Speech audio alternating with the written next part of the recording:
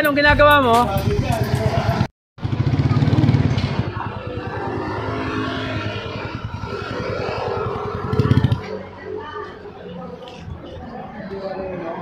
Ha? Hindi marunong namatay yan. Hindi marunong.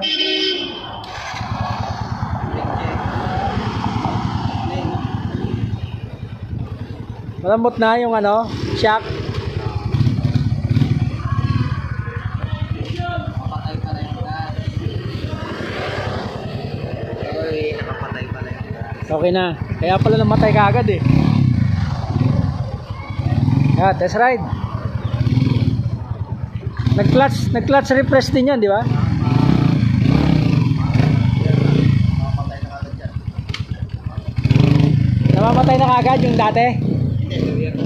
Dati, nagdulos kasi yung ano, yung housing niya. Ah, yung sa lining.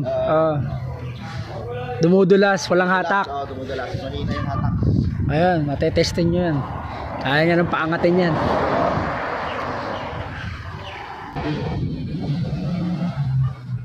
Saan pa kayo galing yan, sir? Ah, Valenzuela nga. Oo nga pala, Valenzuela. Yan, lakas na umatak, oh.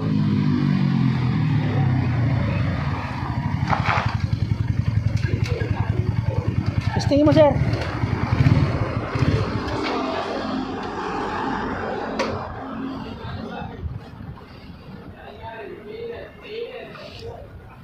Pakiramdaman mo rin yung adjustment ng clutch kung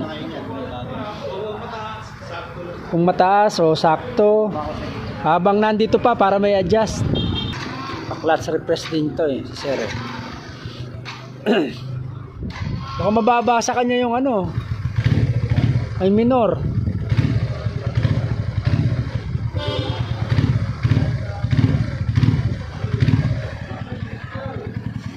Baba yung minor. Ayan. Oh, ingat ha. Hindi pa makuha ni sir yung tamang ano, tamang piga.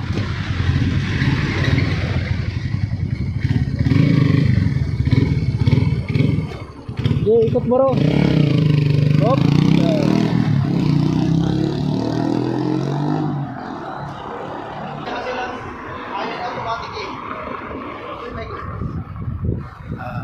Pero matagal na siya nagmumotor na nakaklas. Ah, babago. Yan lang yan tinuruan dyan eh. Babago, ay bago pa nga lang. Kahit maninibago siya. Ganyan, malakas. Masanay siya sa ano. Maganda masanay siya talaga. Dinwari lang yan na nag-practice eh.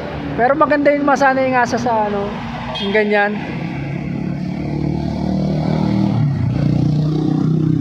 Para mas nararamdaman niya yung motor.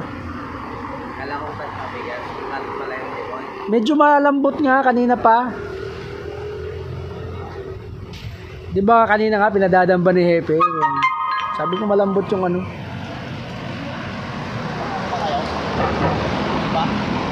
Wala eh, pero dyan sa ano, sa gasoline station may pahanginan. Dito sa kanto na to may pahanginan dyan. Ano? Ang lakas na.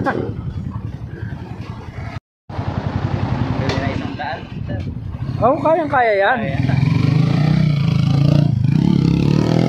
Ang maganda kasi naka-setup na eh.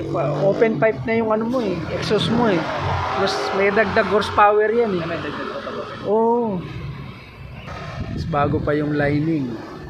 Pag mga bagong lining talagang kaya mong ipawili yan eh. Ako kanina ako. Hindi ko mag-wheel. Kaya mo ipawili yan. Di ba kanina pinangat ni Epe? Opo, nag-wheelie si Epe. Oo. Ano, malaki bang improvement, sir? Oo, wala na, no? Maganda na yung response. So yung clutch ha, okay na yung adjustment sa inyo? Okay.